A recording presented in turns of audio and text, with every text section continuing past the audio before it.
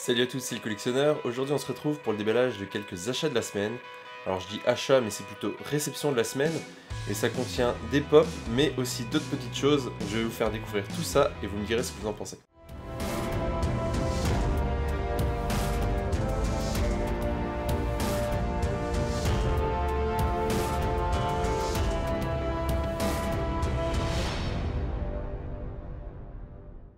Alors on va commencer avec des pops. Donc la première chose que j'ai commandé c'était chez Little Geek FR avec un petit patch, enfin un petit sticker, un badge et puis des petits bonbons. Et donc chez Little Geek j'ai acheté la Funko Pop Green Goblin de Spider-Man. Donc là j'avais une chance sur 6 d'avoir la Chase, malheureusement je l'ai pas eu, c'est dommage parce que j'approche des 200 pops puis j'ai toujours pas de Chase, donc j'espérais vraiment avoir une Chase sur ce coup là. Malheureusement non, mais bon c'est le jeu. Et comme d'habitude je vous montre la pop en fin de vidéo sous tous les angles. Ensuite, j'ai acheté la pop Green Goblin spéciale San Diego Comic Con. Donc elle ressemble un petit peu évidemment, mais par contre ici il est sur son genre de overboard, disons son accessoire pour voler. Et également il est en fait un peu translucent, il brille dans le noir en fait, le plastique est un peu transparent et il y a des petites paillettes dedans, donc ça le rend vraiment exclusif. Je galérais vraiment à en trouver en Amérique du Nord, donc en fait j'en ai pris deux chez Little Geek parce que je sais que, ou plutôt je savais qu'un ami à moi allait sûrement la vouloir, au pire je la revendais, mais en tout cas ça s'est confirmé, il la veut. Ensuite j'ai reçu une deuxième commande, ici de Pop in a Box, par contre j'ai commandé sur popinabox.ca, donc en fait on a une chance soit qu'ils expédient depuis les États-Unis, soit depuis l'Angleterre. Donc c'est en fonction de stock en entrepôt qu'ils ont ou autre. Donc là j'ai reçu la pop Jake Car and Finn, donc c'est-à-dire de Adventure Time avec Jake en forme de voiture. Par contre, je sais pas si vous voyez bien, mais la boîte est complètement, mais genre vraiment défoncée. Donc elle est vraiment abîmée dans tous les côtés.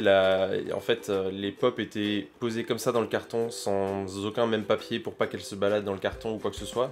Donc elle est vraiment abîmée de tous les côtés.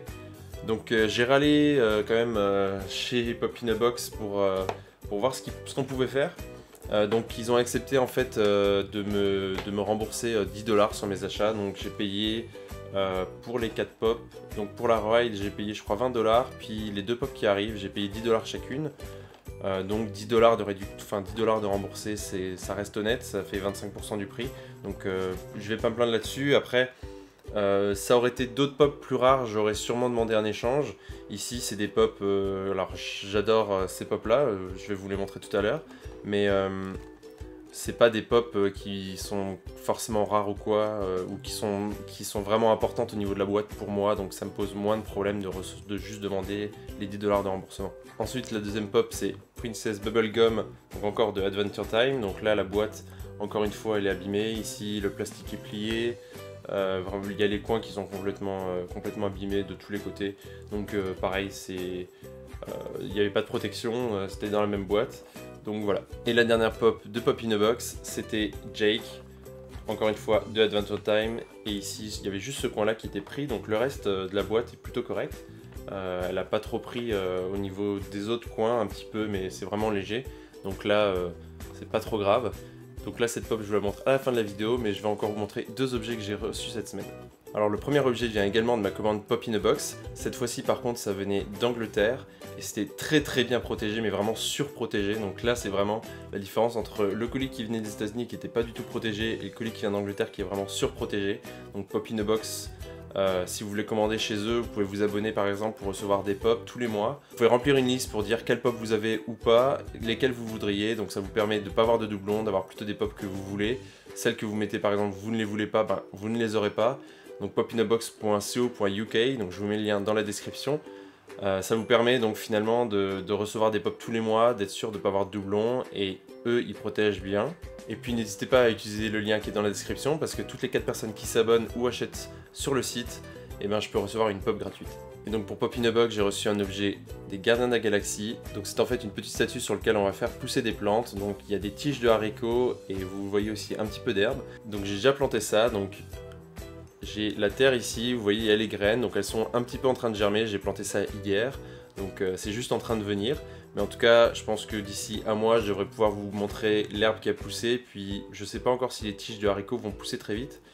Pour être enroulé autour de de Groot. En tout cas, je trouvais l'idée vraiment excellente de pouvoir faire pousser les plantes dessus pour vraiment donner un peu vie à Groot.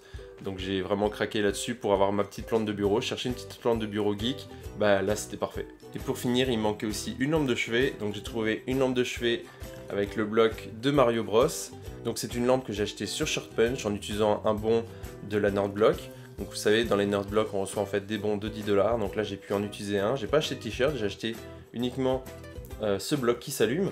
Donc ce qui est super pratique, c'est qu'en fait, en plus déjà de s'allumer, il fait du bruit. En fait, vous avez la possibilité d'activer ou de désactiver le son, donc ça vous évite de vous réveiller avec tout le temps le bruit par exemple. Mais en plus, cette lampe, elle marche soit sur pile, soit vous pouvez le brancher avec un câble USB ou mini USB, donc ce que vous utilisez par exemple pour votre smartphone, donc ça se trouve partout. C'est livré en fait avec le câble, mais pas avec l'adaptateur, donc il suffit d'acheter un adaptateur pour USB et puis ça vous permet de brancher directement votre lampe sur votre prise électrique. Donc là pour la démonstration, j'ai branché la lampe sur mon ordinateur, donc c'est pour ça que je suis un peu tiré de côté. Donc vous voyez que en fait le point d'interrogation est un petit peu en relief, donc ça c'est plutôt sympa. Vous voyez qu'elle est quand même d'une taille assez décente, je pensais vraiment qu'elle était petite, donc je l'avais pas commandée, puis finalement je l'avais vue dans un magasin, donc je me suis dit bon bah je vais la prendre sur Short Punch. Et donc bah, comment ça fonctionne, en fait vous appuyez dessus, il y a le socle qui rentre vers l'intérieur, et vous avez le bruit de Mario. Et comme dit à l'arrière, vous pouvez en fait désactiver ce son pour finalement simplement pouvoir allumer et éteindre sans avoir le bruit. Voilà, donc c'était mes achats de la semaine. J'espère qu'il y a des choses que vous avez découvertes, des choses qui vous ont plu. N'hésitez pas à me dire en commentaire qu'est-ce qui vous plaît le plus dans mes achats. Et bien sûr, si vous avez aimé cette vidéo, n'hésitez pas à mettre un pouce bleu et à vous abonner à la chaîne. A bientôt.